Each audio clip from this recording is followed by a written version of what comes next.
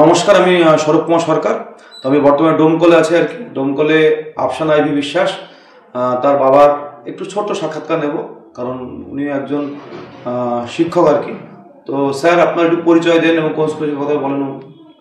হ্যাঁ, আমার নাম আবুল আইস বিশ্বাস। আমি ভগীরথপুর হাই স্কুলের কেমিস্ট্রি টিচার। 1999 সালে প্রথম ফার্স্ট এসএসসি যখন হয় আর কি, তখন 1999 হ্যাঁ প্রথমে এসএসসি ওইটাই দিয়ে শুরু হয়েছিল। এসএসসি 1998 সালে 10ই মে পরীক্ষা হয়েছিল, তখনই আর কি পরীক্ষা দিয়ে এই স্কুলটাই পেয়েছিলেন। ওইটাই প্রথম। আপনি কোন বিষয়ে? আমি কেমিস্ট্রি টিচার। তো তারপরে তো দীর্ঘদিন শিক্ষকতা জীবন কতদিন হলো? এই তো 99 সালের জুলাই মাসের থেকে এ পর্যন্ত কন্টিনিউয়াস সার্ভিস। অনেক দিন হয়ে গেল। তার মানে আপনার তো অভিজ্ঞতা প্রচুর। এবং আপনি যে স্কুলে করেন বলুন? ভগীরথপুর উচ্চ মাধ্যমিক। এবার আমাদের ডোমকল মহকুমা তথা ডোমকল ব্লকের কিন্তু একটা খুব সবচেয়ে প্রাচীন স্কুল, মানে 130 বছর প্রায় হতে যাচ্ছে, এবং খুব নামকরা স্কুল আর কি। এলাকাও খুব ভালো। আপনি তো আপনার স্কুল বলুন একটু। আপনি আমার থেকে আপনি ভালো থাকেন বলুন। হ্যাঁ, কি বলুন, অনেক দিন প্রাচীন স্কুল, এবং ওই স্কুল থেকে আমি জয়েন করার পরে থেকে অনেক কৃতি ছাত্রছাত্রী বেরিয়েছে এবং প্রচুর সফল যারা ইঞ্জিনিয়ার, ডাক্তার এবং WBCS অফিসার হিসেবে এবং সমাজের বিভিন্ন স্তরে বেশ দক্ষতার সঙ্গে পারফর্ম করছে আর কি। এবং সেখান থেকে মানে একটা উপযুক্ত গাইড এবং এলাকা পরিবেশ, তার উপরেও একটা প্রভাব পড়ে আর কি। সেই সঙ্গে মানে এলাকারও উন্নতি হয়েছে, আর অবশ্যই উন্নতি হয়েছে। এবং দীর্ঘদিন ধরে শিক্ষকতার ফলে এটাই অভিজ্ঞতা আমার হয়েছে, মানে গাইড যদি উপযুক্ত থাকে তাহলে আমরা খুঁজে পাই আর কি মেধা কাদের মধ্যে আছে। সেই মেধার যদি যথাযথ পরিস্ফুরণের একটা পরিবেশ তৈরি করে দেওয়া যায়, মানে যদি আমি ছোট করে ভাবতে চাই কি, নিজের বাড়িতে যদি আমার ছেলে মেয়েকে সঠিকভাবে গাইড করতে পারি তাহলে ভালো হওয়ার সম্ভাবনা বেশি। মানে আমি ধরেন গার্জেন, কিন্তু আমরা ধরেন শিক্ষক যুক্ত, আমরা কিছুটা কিন্তু তারা ধরেন অনেকে কনফিউজ হয়ে যায়। ছেলে মেয়ে অনেক সময় কথা শোনে না, বা ঠিক মতো গাইডেন্স বাড়িতে পড়ার খেয়াল রাখে না। অনেকে ব্যস্ত থাকে, কর্মব্যস্ত, ব্যবসায়ীরা সারাদিন হয়তো ব্যস্ত থাকে, বাবারা বিশেষ করে আর কি। মায়েরা হয়তো হাউস ওয়াইফ বাড়িতে থাকে। তো আপনি কিভাবে আপনার প্রসঙ্গত বলি স্যার, আপনি একটু আপনার ছেলে মেয়ে একটু বলুন। ছেলে এমবিবিএস একটু বলতে তাহলে সুবিধা হবে। হ্যাঁ, এবার এটা কিছু না আর কি, বলে যে চ্যারিটি বিগিনস অ্যাট হোম। আমি দয়া, করুণা, দাক্ষিণ্য সমস্ত কিছু আর কি। আর একটা বলে এক্সাম্পল ইজ বেটার দ্যান প্রিসিপ্ট। আমি ভালো করতে চাই কাউকে, তার আগে নিজেকে আমাকে ভালো সৎ হতে হবে। আমি যদি বাজে সময় মানে অতিবাহিত না করি, তাহলে নিশ্চয়ই ছেলে মেয়ে বা আমাকে দেখে কোনো ছাত্রছাত্রী বাজে সময় বা খারাপ কিছুভাবে সময় নষ্ট করবে না। আমি যদি সময়ের যথাযথ মূল্য দিই, তাহলে আমার দেখা দেখি আমার ছেলে মেয়েরা বা ছাত্রছাত্রী আমাকে দেখে ইন্সপায়ার হবে। মানে বাচ্চারা সর্বদাই কিন্তু বড়দের অনুসরণ করে, বিশেষ করে স্কুলে শিক্ষকদের মানে অনুসরণ করে। এমনকি তারা বাবা মার কথার থেকে তাকে প্রাধান্য দেয় আর কি। এবার আমার এখানে প্লাস পয়েন্ট কি, আমি একজন বাবা প্লাস শিক্ষক। হ্যাঁ, সেই জন্য আর কি। আর সেলফ স্টাডিটা হচ্ছে মেন সাফল্যের চাবিকাঠি। সেলফ স্টাডি কেন একটু স্যার বলি, এটাই ধরবো। এই যে গৃহশিক্ষক এখন দেখবেন প্রচুর, মানে একটা করে তো ছিল ঠিকই আছে, কিন্তু দেখবেন একাধিক, মানে একটা বিষয়ে একাধিক গৃহশিক্ষক, আর এর সঙ্গে সেলফ স্টাডি। তো ডেফিনেটলি সেলফ স্টাডি জিতবে। সেলফ স্টাডিটা অবশ্যই দরকার। আমি গৃহশিক্ষকের কাছেও পড়বো, কিন্তু আমার পড়ার জন্য সেই সময় আমাকে বের করতে হবে।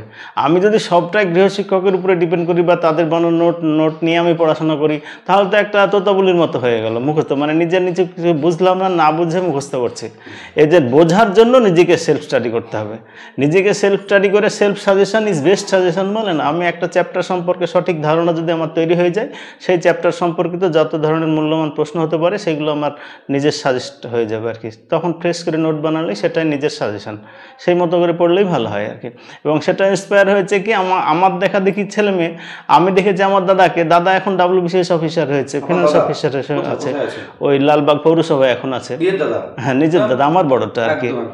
তার আগে ছিল অ্যাডিশনাল ট্রেজারি অফিসার, হাওড়ায় ছিল। এবার দেখেছি দাদা মানে আগে পঞ্চায়েত সহায়কের চাকরি পেল, নিজে পড়াশোনা করে পঞ্চায়েত অডিট অফিসার হলো, তারপরে নিজেই পড়াশোনা করে সেখানে ওই অ্যাডিশনাল ট্রেজারি অফিসার হলো, নিজে পড়াশোনা করেই সেই জায়গায় পৌঁছে গেছে। এবার আমি যে এসএসসি পরীক্ষা প্রথম চালু হলো তখন পরীক্ষা দিয়েছি। আমি তো কোনোদিন কোনো টিউশনি পড়িনি, কোনো স্যারের কাছে টিউশনি পড়িনি, নিজেই তো আমি কোনো কোচিং সেন্টারের সঙ্গে যুক্ত নই, নিজে পড়েছি। এবার আমাকে দেখে আমার ছেলে মেয়েরা ইন্সপায়ার, আমার ছেলে যে নিটে চান্স পেয়েছে, হ্যাঁ আইআইটি এটা প্রসঙ্গত বলে রাখি, কত সালে নিটে চান্স পেয়েছে? ওই 2023-এ। 2023 কোথায় এমবিবিএস করছে? এখন বর্তমানে GNM, Kalyani GNM medical college and হসপিটালে ও সেকেন্ড ইয়ার পড়ছে আর কি। এবার তার আগের বছরই, হ্যাঁ হ্যাঁ হ্যাঁ, তার আগের বছরই আর কি উচ্চ মাধ্যমিক পরীক্ষা দেওয়ার সময় ও নিটে 570 পেয়েছিল এবং আমাদের ওবিসিতে আর কি রাজ্যেতে 15 র্যাঙ্ক করেছিল। 15 র্যাঙ্ক করেছিল। আমি যাদবপুর ইঞ্জিনিয়ারিং কলেজে ভর্তিও করেছিলাম, কিন্তু আমি পড়ালাম না, যে না আমি মেডিকেল মানে এমবিবিএস পড়াতে চাই। দিয়ে যাই হোক ছেলে তখন বললো ঠিক আছে এবারে হবে না, পরের বার হবে।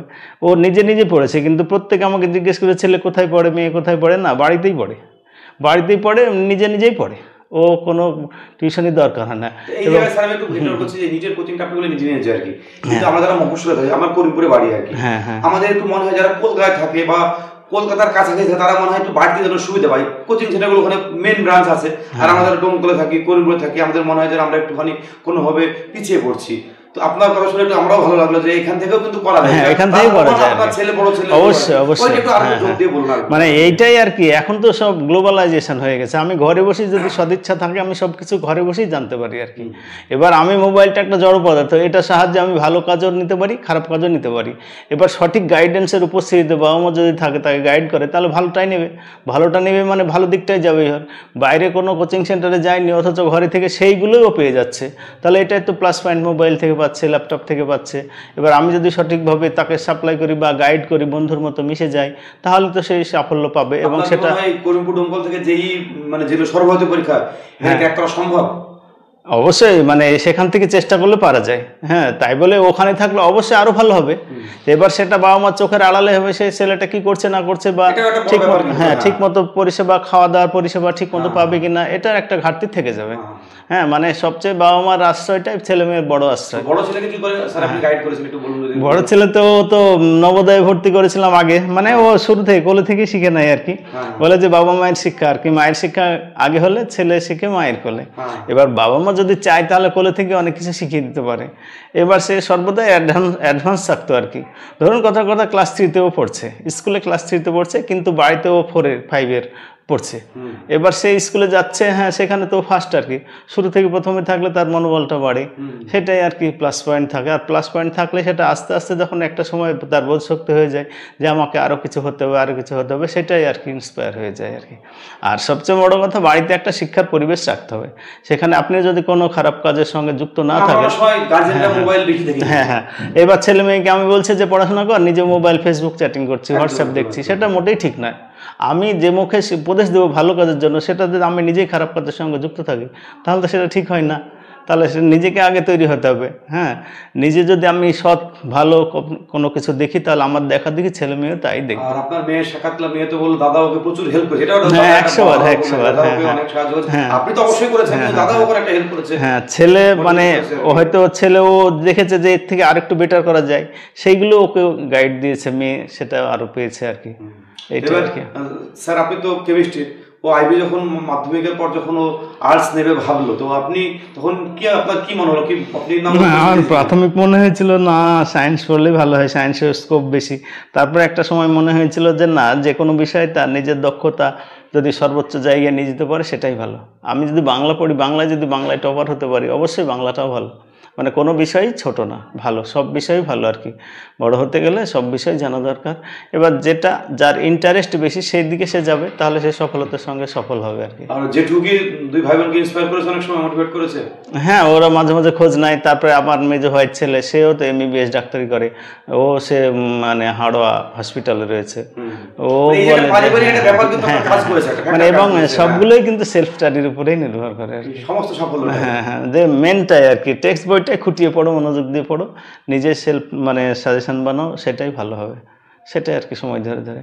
হ্যাঁ, তার সঙ্গে অবশ্যই আমি কোনো কোচিং সেন্টার বা তাকে খাটো করবো না, তাদের সঙ্গে অ্যাটাচ থেকে ভালো সুস্থ পরিবেশ যদি পাই, সেই ছেলে অবশ্যই ভালো হয়ে যাবে। ওই যে নিজে নোট বানানোর একটা প্রবন্ধ ছিল, এটা কি মানে আপনার মানে বলো না যে আমি একা একা যেটা বানাবো সেটা ইউনিক হবে, আমার টোন থেকে আলাদা হবে, তাহলে আমার টনটা বেশি হবে। অবশ্যই হবে। সেই ব্যাপারটা কি ওটা আপনারা ছোট থেকে বলেছেন?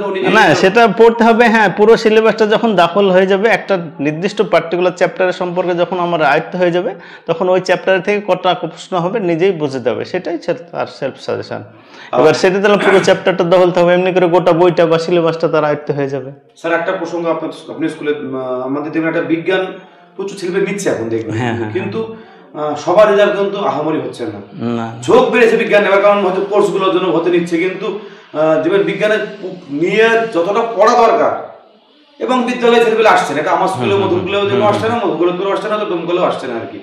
ছেলেপেলে স্কুলেও আসছে না, তার সঙ্গে সঙ্গে বিজ্ঞানের যতটা পড়া দরকার ততটা পড়ছে না। এর ফলে কিন্তু বিজ্ঞানের ভালো হচ্ছে, কিছু কিছু ছেলে ভালো হচ্ছে, কিন্তু যারা ডেডিকেটেড যারা ভালো, কিন্তু অ্যাভারেজ কিন্তু রেজাল্টটা খারাপ হচ্ছে আর কি। এই ব্যাপারে আপনার কিছু মতামত থাকে আর কি? অ্যাভারেজ রেজাল্ট মানে এটা আর কি, আমি কোনো কিছু যদি আমি আশা পাই যে এই কোর্সটা করার পরে আমি সফল হয়ে যাব, একটা সার্ভিস পাবো বা কোনো কিছু করতে পারবো, তাহলে সেটা হবে। এবার মানে বিগত প্রায় 10-11 বা 13 বছর থেকে অ্যাপয়েন্টমেন্ট নাই, সেই জন্য পড়ার প্রতি 1 নম্বর ঝোঁক কমেছে। 2 নম্বর পরীক্ষা স্কুলে পাস ফেল নাই এবং নিয়মিত ক্লাস ঠিকমতো হয় না। আমাদের ইচ্ছা থাকলেও, আমরা সরকারি স্কুলে চাকরি করি, আমাদের ইচ্ছা থাকলেও কিন্তু সেটা সম্ভব হয়ে ওঠে না। সরকারি নানান রকমের প্রকল্প বাস্তবায়নের জন্য ক্লাস হ্যাম্পার হয়। এবার ক্লাস হ্যাম্পার হয়, ওইখানে কিন্তু অনেক ভালো ছেলে মেয়ে এবং সচেতন গার্জেন ওইখান থেকে তারা বেসরকারি স্কুলের দিকে যেতে বাধ্য হচ্ছে। এবার নানান রকমের কারণের জন্য আর কি সিলেবাস সম্পর্কে তার সঠিক ধারণা গড়ে উঠছে না, রেজাল্ট ভালো হচ্ছে না, রেজাল্ট ভালো হয়ে অ্যাপয়েন্টমেন্ট নাই, সেই জন্য পড়াশোনার প্রতি অনীহা চলে আসছে। হ্যাঁ, আর তারপরে দেখা দেখি আর কি যে হয়তো একটা ছেলে যা পারবে, উপযুক্ত গাইডেন্সের অভাবে তাকে সায়েন্সে ভর্তি করা হচ্ছে, নম্বর পাচ্ছে কিন্তু সে সঠিক জানে না, বেস্টটা নেই কিন্তু সায়েন্সে ভর্তি হয়ে যাচ্ছে, তাহলে তো সে সায়েন্সে ভালো রেজাল্ট করতে পারবে না। এবার আমি যদি ওই বিষয়ে দখল না থাকে আমার, তাহলে সেই বিষয়ে ভালো রেজাল্ট হবে না। রেজাল্ট যদি না হয়, যদি দখল না থাকে, আমার কম্পিটিটিভ পরীক্ষাগুলো পারবে না, পরীক্ষাগুলো না পারলে চাকরি পাবে না। সায়েন্সের বেস্টটা ছিল 8-9 থেকেই শুরু, মানে শুরু থেকে আমার মনে হয়েছিল যে অঙ্ক, বিজ্ঞান, ইংরেজি এই 3টি আমার মূল বিষয় আর কি, ভূগোল ইতিহাস পড়লেই পারা যায়। এবার সেইগুলো চেষ্টা করা হয়েছিল এবং সেটা আমি সবার আশীর্বাদে সফল হয়েছে। একটা বড় বড় লাস্ট থেকে চলে আসছে, আমরা ছেলেমেয়ে কতটা সময় দিলেন? আপনি শিক্ষকতার সঙ্গে যুক্ত আছেন, কতটা সময়? আমি তো স্কুল থেকে এসে সব সময় ছেলে মেয়ে নিয়ে বসে থাকি, আমার ভালো লাগে। ছেলে মেয়ে আমার বন্ধু, একসঙ্গে খেলা করতাম, খেলতে এটা কিন্তু অনেক আমরা অনেক পারি না, এটা কিন্তু একটা বড় মানে খেলতেই পড়াতাম, মানে পড়াচ্ছি, হ্যাঁ খেলছি, খেলতে একটা টপিকস বলে দিচ্ছি, হ্যাঁ ওইতেই মনে হয়েছে। সেটাই বর্তমানে সরকারের যেটা খেলতে শিক্ষা, মানে খেলার সঙ্গে সঙ্গে দিয়ে দাও, সে বুঝতে পারছে না যে জটিল বিষয়টা তার অত সহজে আয়ত্ত হয়ে যাচ্ছে। হ্যাঁ, নিয়মিত করেছে এবং আমার বিষয়গুলো, হ্যাঁ এটা হয়তো পয়েন্ট আউট করেনি কেউ, ছেলেও মেয়ে করেনি, আমিও করিনি, যে অঙ্ক বিজ্ঞানও কিন্তু অত সফল, ছেলেও কিন্তু মাধ্যমিক অঙ্ক 100 পেয়েছে, মেয়েও অঙ্ক 100 পেয়েছে, কিন্তু অঙ্ক ভৌত বিজ্ঞান বাইরে কোথাও টিউশন পড়েনি, বাড়িতে এবং তাই বলে যে আমি ঘন্টার পর ঘন্টা নিয়ে বসে থেকেছি তা না। অ্যানুয়াল এক্সাম হয়ে গেল নভেম্বরের শেষের দিকে বা ডিসেম্বরে, ওই ডিসেম্বরের শেষের 15 দিন, জানুয়ারি, ফেব্রুয়ারি, মার্চ পর্যন্ত সিলেবাস খতম হয়ে যায় আর কি, কারণ ওই খেলতে বোঝাতে হয়ে যায়। এবার ওইগুলো থ্রুআউট দ্য ইয়ার ও প্র্যাকটিস করে হয়ে যায়, মানে ও বুঝতেই পারে না যে কত জটিল জিনিস সহজে আয়ত্ত হয়ে গেছে।